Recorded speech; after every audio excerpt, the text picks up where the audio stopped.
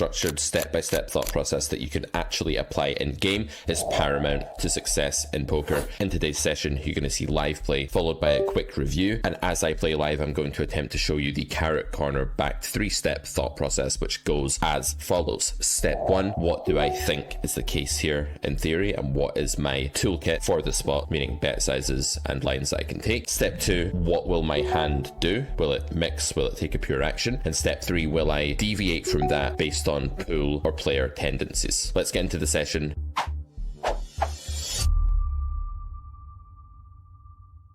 Just showing you the structure today so that you guys can see that this is how we think all of the time. Going to play King 10, and then we're going to compare the thought process we had there to a sim and look at how that goes in theory as a starting point. King 10-9, I'm going to be playing small c-bet with range on this sort of triple Broadway board. That's my default game plan. If Philem was a recreational player, I would actually just size this up because high equity hands on messy boards where recreationals have a lot of stuff are just going to make for higher EV plays. On turn here, my toolkit is going to be a B60-ish sizing on this card or check. I'm going to be doing quite a lot of checking on this card in general. This hand, we're blocking calls. We're not very nutted. We don't actually have a high investment ceiling or capacity to get called by that much worse. I'm going to go with pure check here in theory, and exploitatively I see no reason to deviate here. Ace Jack, I'm going to take this 3-bet to get into a spot, but this is of course just very close and optional. Villain picks the sizing. I think there can be some value hands that we beat here, like Ace Jack, for example, things like that. Worst 2-pair, pretty easy call, not much to say, absolutely nowhere near raising this combo, and no deviation really possible. Better 2-pair makes a lot of sense for that sizing. Alright, so onto the analysis. When you're doing this kind of play and review session, your analysis is really to line check yourself to make sure that your thinking was correct and see where your in-game thought process was off so that you can recalibrate it for similar spots in future. Button is betting 1 big blind here with range. They were actually betting 88% of the time for the 1 big blind sizing in the default sim, so I just node locked this to always bet. Big blind calls and turn is 8 of diamonds. Big blind checks it over to button, and the solve was already using a very similar sizing to what I'm using here. I didn't alter this one 4.4. I said about B60. I'm using overbets on brickier turns than this, but on these very nut equalizing turns, we want to be sizing down, which is why that was our toolkit that we mentioned in game. And with King 10 here, it's actually doing a lot more bet than I thought it would. The hand is better than I thought that it was, which is really interesting. And to see why it's betting a lot here, you can just look at the reaction. Although some King X with no redraw is folding, there's a lot of sort of pair plus draw hands just calling here, like Jack 9, and worse 2-pair obviously like 10-9, things like 9-8, 10-8, etc. I kind of ignored just how much King X with gutter, worse 2-pair was in villain's range here, and was maybe a little bit too blinded by the fact that I blocked some of the continuing range and by the 3 diamonds and 3 straight nature of this board. In real life then, I think bet's probably just better here. I think pool's going to do a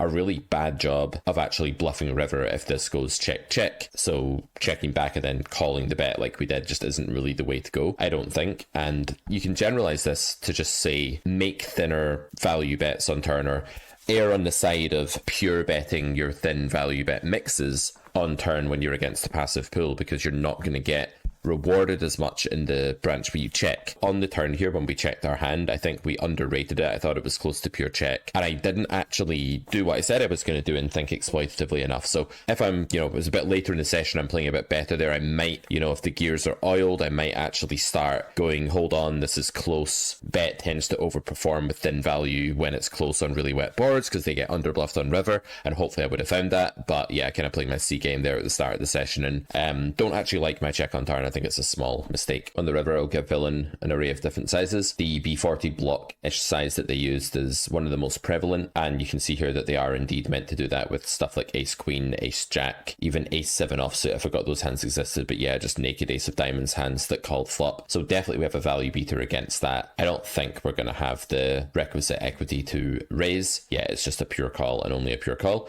So we were right about that one, but definitely we can go back to the turn there, look at that spot where we have a mix, and this is where we really do want to implement what's called the soft exploit. Soft exploit is where the solver is mixing your combo, but you choose a pure action with it, and you can contrast that to a hard exploit. A hard exploit is where your combo is never taking an action that you choose to take 100% of the time. So when you see a mix here, very good indicator that you want to be thinking about pool's tendencies and how are they going to react to bet, how are they going to react to check. Think against bet, they're going to not really give you a hard time by raising. Against check, they're not really going to bluff enough. Against bet, they're probably going going to call. Too often they might even call top pair no redraw here, underreacting to the texture. They're meant to just pure fold here with king 4 of clubs or something like that. I don't know that they're necessarily going to do that. So we missed the trick there. Really instructive. That's why we have sit in, sit out, play and review type sessions in our poker diet. I highly recommend doing this sometimes. Playing poker for the sake of learning and not just to get in volume. It's not all about cramming volume. This can be highly valuable stuff.